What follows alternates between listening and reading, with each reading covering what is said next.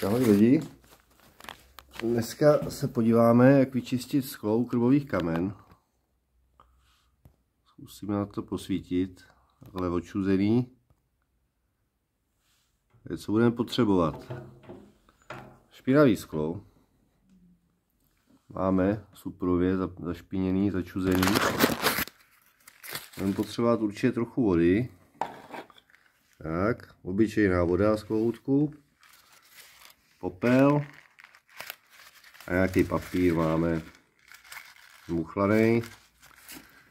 Jednoduše namočíme si papír do vody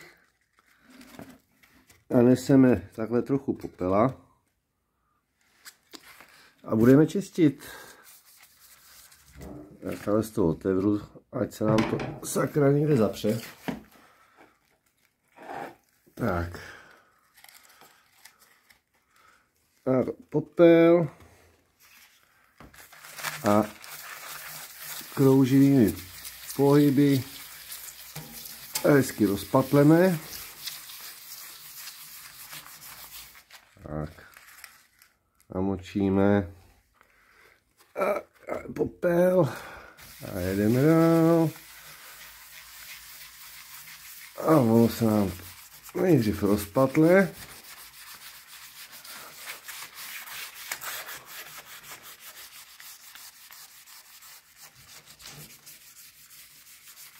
Tak, musím nový papír. Tak, zmačkáme. Namočíme. Popel máme. A jedeme dál. A už se nám to krásně čistí.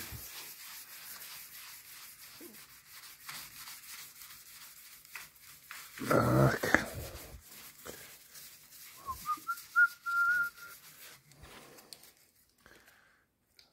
No, zase jsme namočili, jo. Úžasná věc, jo. Určitě na to existují nějaké přípravky.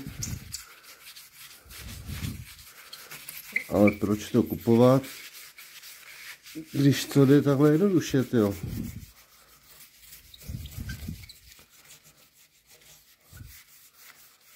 Škoda peněz. A výsledek bude stejný.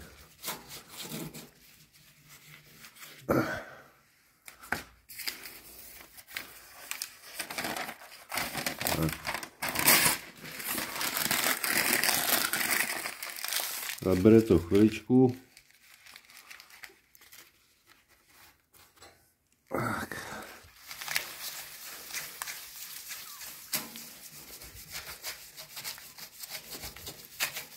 Já osobně čistím sklo tak jednou za měsíc.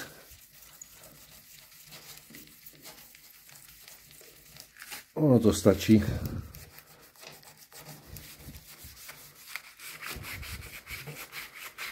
Kamna nejsou nikde v obyváku, aby bylo potřeba mít vyčištěný úplně každý den.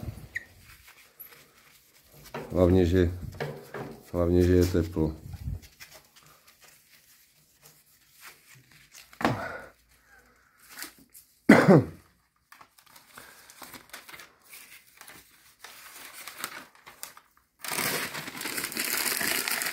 Tak papír, já si používám letáky,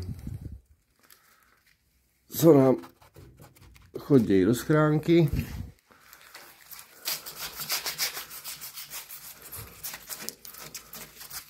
Žádný speciality.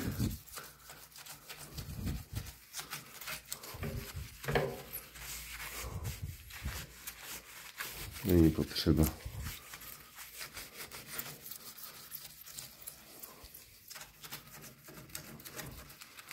No, se blbě čistí takový kouty, ale všechno to krásně jde.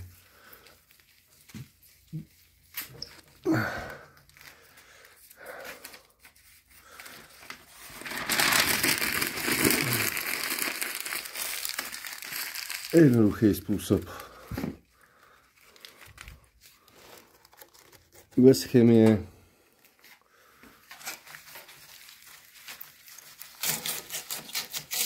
Určitě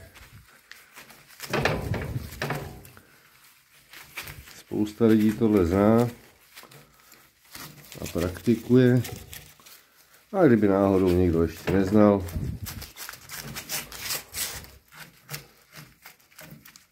tak teď už bude vědět.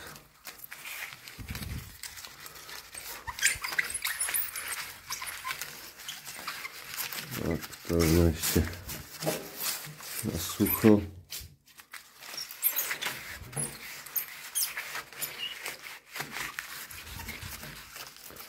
No, kdybych si s tím chtěl vyhrát, by to bylo ještě lepší. Si to vezmu tadyhle v tom rohu.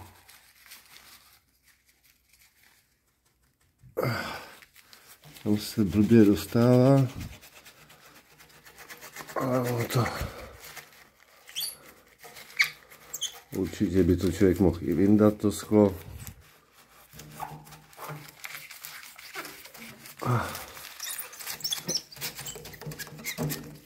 Aby to bylo úplně top. A mě to takhle stačí. Tak, k tomu jenom suchýma novinama. Sklo se nepoškrábe.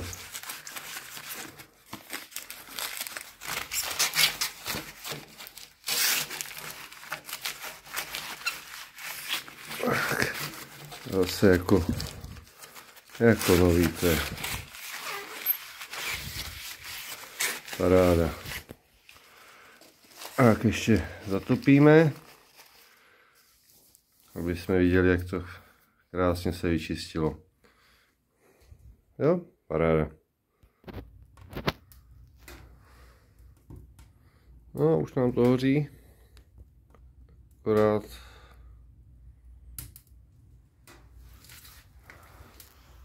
krásně čistíte.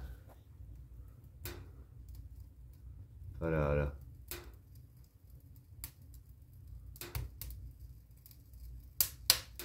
Za chviličku hotovo. Tak se lidi mějte, ať se daří.